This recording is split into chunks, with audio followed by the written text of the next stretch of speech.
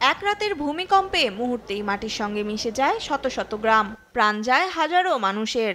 এতদিন পার হওয়ার পরও সহায়তার মুখ দেখেনি অসংখ্য মানুষ।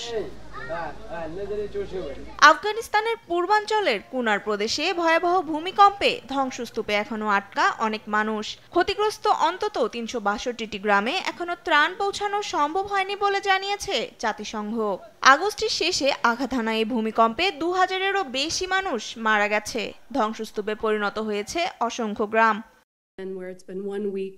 জাতিসংঘের মানবিক সহায়তা দপ্তরের সমন্বয়ক শানন ওহারা জানান, গ্রামগুলো অনেক দুর্গম এলাকায় হওয়ায় সেখানে পৌঁছাতে অনেক সময় লাগছে। এখানকার অবস্থা ভয়াবহ। অনেকে খোলা আকাশের নিচে বসবাস করছে। বিশুদ্ধ পানি ও স্যানিটেশনের ব্যবস্থা না থাকায় এই অঞ্চলে মহামারী দেখা দিয়েছে। বেশিরভাগ পরিবারের সদস্যরা শারীরিক আঘাত পেয়েছে। এছাড়া অনেক মা ও শিশু অপুষ্টিতে ভুগছে। এছাড়াও যে কোনো সময় ভারী বৃষ্টি ও ভূমিধসের কারণে পাহাড়ি সড়কগুলো বন্ধ হয়ে যেতে পারে।